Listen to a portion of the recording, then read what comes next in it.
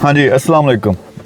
Special एक बात करनी है। मिल के काम करते हैं और कोई बड़ा काम करते हैं। मैं सारी डिटेल बताता हूँ। पहले यहाँ देखें, ये बर्फ़बारी हुई है थोड़ी बहुत। ये समझा जाता है ग्रिंडलवाल्ड है, स्विट्ज़रलैंड।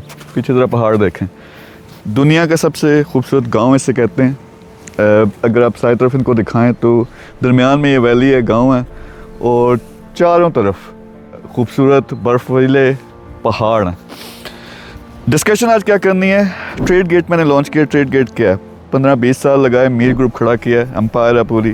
15 से ज़्यादा प्रोजेक्ट हैं, 100 से ज़्यादा उसमें जॉइंट वेंचर्स हैं। और इसमें क्या किया मैंने, वो एक बड़ी वैल्यू क्रिएट की है।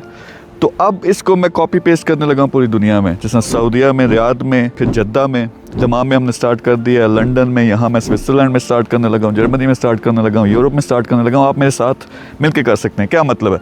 रेडीमेड बिजनेसेस हैं। सबसे पहले ई कॉमर्स, जिससे हम मिलियंस कमाते हैं, उसमें ट्रेनिंग है, उसकी ट्रेडिंग है, उसमें जॉइंट वेंचर्स हैं, फिर रियल इस्टेट। ये सबसे ज़्यादा दुनिया के इस वक्त स्ट्रॉन्ग बिजनेसेस हैं।